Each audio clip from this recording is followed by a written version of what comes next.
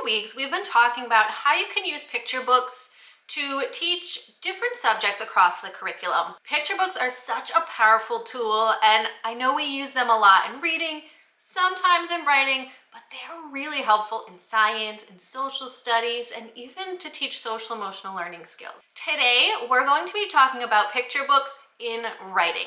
We're going to be talking specifically about teaching students how to write small moments, using descriptions and details to really dive into that one small moment, that story, and pulling it out of them.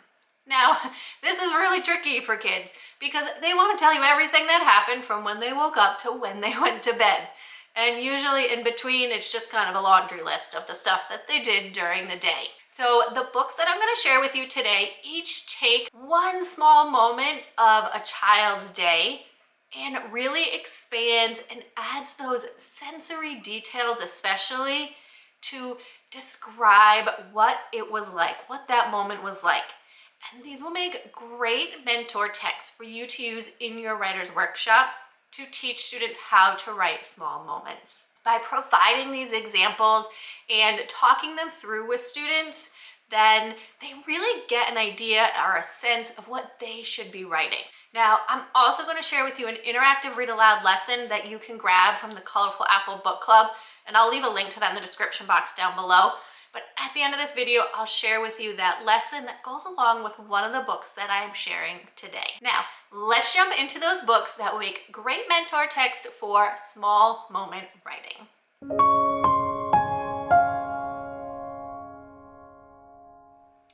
This first one is a classic, The Snowy Day by Ezra Jack Keats. This book follows Peter when he wakes up one morning and the snow has fallen throughout the city and piled up. And we follow along with him as he goes out and he explores the snow, the different things that he does. We see him pick up a stick and drag it through the snow. We see the snow fall right on his head. Or as he sees a snowball fight happening with some of the bigger kids. We see him make snow angels, and then my favorite part is when he takes the snowball and puts it in his pocket to save for later and realizes that doesn't work out quite so well. But this book is good for small moments because it takes that small part of Peter's day and goes into detail about the different things that he does outside in the snow. The next book that I have also has to do with the winter time. This one is called Owl Moon by Jane Yolen, and it's such a beautifully written book that really has wonderful sensory details and descriptions inside of it. Late one winter night, and a young girl and her father go owling in the middle of the night. The trees are as still as statues, and the world is as silent as a dream. Seriously, the words in this book are amazing. And the father calls out, hoo hoo, to the owls, but they hear no sounds. As you go through this story with your students and see how it takes that small moment that they're outside together and stretches it throughout the whole story. How we get the description of what their boots sound like in the snow, what the trees look like in the dark night, what the owl sounds like, how the cold feels. It goes into all of those sensory details. And your students will be on the edge of their seats to see if they are able to speak with an owl in this story. Another great book for teaching small moments. Now we're going to jump to a different season. This book takes place in the summer and it's called Fireflies by Julie Brinklow. And in this book, a young boy is so excited to go out and catch fireflies. And we follow along with him as he grabs his jar and goes out into the summer night. And he sees the fireflies flickering in the night and the different actions he does to capture those fireflies in his jar and how excited he feels when he finally does catch one. And then when he brings those fireflies in for the night inside of his jar and he's watching them as he falls asleep and he's noticing that the fireflies aren't quite as bright anymore.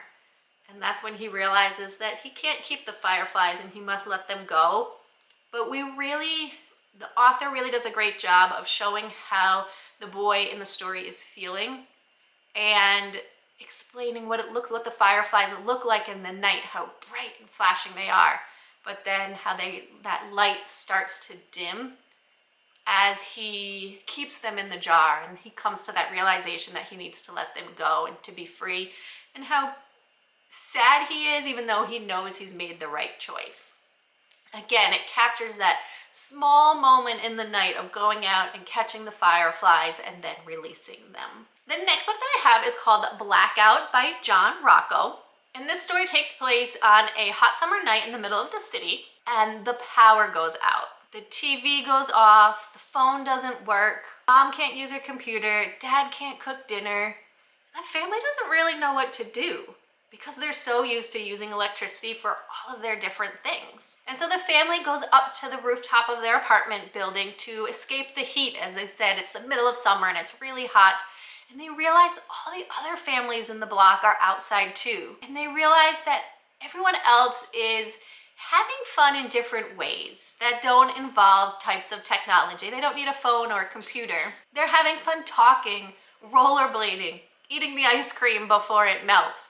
They even pull out a board game and have fun playing the game together. And then all of a sudden electricity comes back on and everything is back to normal, but the family realizes maybe they don't like normal. Maybe they had more fun playing the board game together. Again, this story takes that small moment of the power being out that one night and goes into detail about everything that happens in that brief period of time.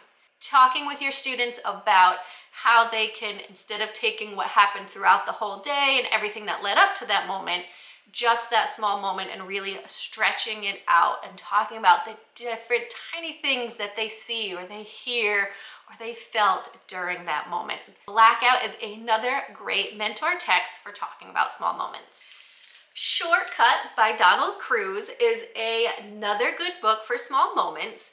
In this book, some kids are walking home and it's getting late, it's getting dark, so they decide to take a shortcut along the train tracks. Well, they quickly learn that taking that shortcut is not a good idea as a train comes barreling around the corner. The children scramble to get out of the way as the train comes faster and faster down the tracks. And almost half of the book is the kids watching the train go by and realizing how close they were to being on the tracks when that happened. And you can feel that moment. Like, this book probably only takes place over the course of about 7 minutes. The children walking along the tracks and the things they see and they pick up, and then they see the bright light of the train and they hear the train coming around the corner. They hear it hitting the tracks and the noise that it makes. And you can, as you're reading, you can almost feel their emotions, how scared they were that they were so close to being on the tracks when the train comes by. And they are fine in the end. They had made it off we find out they made it off the tracks, and they decide not to take that shortcut anymore. But this one really dives into that emotion of feeling scared. And Donald Cruz does a good job of putting you into that moment, those 7 or 8 minutes that the kids are carefree at the beginning and having fun and playing with the rocks, and then all of a sudden how nervous and scared that they get towards the end. So a very quick book, but again, a good one for teaching about small moments. The next book that I have is a wordless picture book. This one is called Hike by Pete Oswald, and I believe it's a fairly new book, and I really like this one. It is a wordless picture book. I feel like there are a couple words, like there are sounds, like the clicking of a buckle or the snapping of a stick, but it follows a father and son as they go on a hike in the woods together up a mountain. It's really neat because, like I said, it's told through pictures, but it's not one picture per page. As you'll see throughout the book, it almost takes it step by step through the different things that they're doing. So you'll notice that there's most pages have 5 or 6 different illustrations on them and showing the different things that they're doing on their hike. So looking through the binoculars and seeing the deer, or picking up a feather from a bird. You'll see them in different steps crossing the log. You can tell how nervous the child is, the boy is, in crossing the log by himself, and how his father reaches out to help him. You see them stop for a snack and where they find the perfect spot to sit and eat the snack. They pour the trail mix into their hands. They crunch it together. You see them plant a tree together along their hike and then take a picture of themselves with the tree that they planted and how proud they are. And this is a good one for teaching small moments because, like I said, it breaks down each thing that they did along the hike. So a majority of the book is just the hike, but it breaks down all the different things. Like the book could have been, I went on a hike with my dad. That could be the whole story. But it tells us the animals that they see, the logs that they crossed, the tree that they planted, the birds that they spotted with their binoculars, the bugs that they saw with their magnifying glass, the footsteps that they made, the sounds of the animals that they hear. Really breaks it down step by step. You could even have your students create their own small moment with this and draw each of the steps of the moment out, kind of like is done in this book, and then go back and add the words. Or you could even have them add the words to this book. In the book Hike, give them a picture or one of the pages from the book and have them add their own words to each different step, really describing what's going on in each image. Another great book for small moments. This next one is a favorite of mine, and I know I've shared it in multiple episodes, multiple videos. This one is Jabari Jumps by Guy Cornwall. In this story, Jabari is so excited. He's going to the town pool and he is ready to go off the high dive. He's taken swim lessons, he is prepared. But then he gets there and realizes the high dive's a lot higher than he realizes. And we go through the probably 8 to 10 minutes of Jabari deciding whether he actually wants to jump off the high dive or not, and all of the thoughts that go through his mind. We see him get in line to go off the high dive, and then he lets someone go in front of him. He lets someone else go in front of him until he's the very last in the line. We see him climb up the ladder and go to the edge, take that deep breath, and finally jump off into the pool. Again, this small moment, it's only about an 8 to 10 minute period of time, but the author goes through all of the things that Jabari is feeling, all the things that he's seeing and hearing as he's getting ready, feeling nervous about going off the high dive in this book. Another great one for teaching small moments in your classroom. And this last book that I have a lesson to go along with is called Last Stop on Market Street by Matt De La Pena. And in this story, we take a small moment of a young boy riding a bus with his grandmother. Every Sunday after church, CJ and his grandmother board the bus to go downtown. As they're riding, CJ starts to wonder, why doesn't he have a car like his friend? Why doesn't he have an iPod like the boys on the bus? How come they always get off in a dirty part of town? So each question that he asks shows us a different part of the bus ride, different people that he meets, the different sounds that he hears on the bus, the different things that he sees and smells.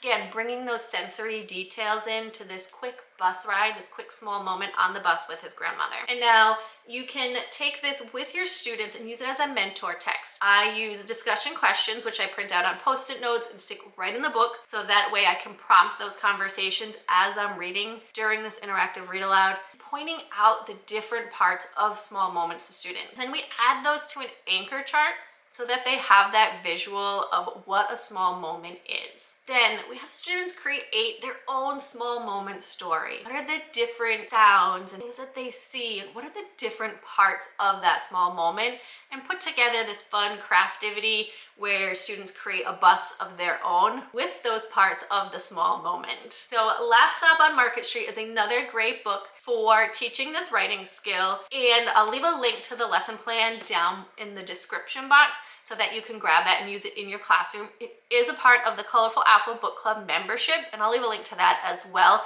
so that you can come join us in the book club, and you'll get lots of different lessons that you can use with picture books in your classroom. Now, I hope that these books for teaching small moments will be really helpful for your students. Again, I'll leave all the links to the books in the description box below so that you can grab them and use them in your classroom. Use them as interactive read-alouds with your students, helping them write small moments. If this video was helpful for you, make sure you give it a thumbs up, hit that red subscribe button, and don't forget to hit the notification bell so that you don't miss an episode. I'll be back next week with more read aloud books and ideas that you can use in your classroom right away. Have a great week.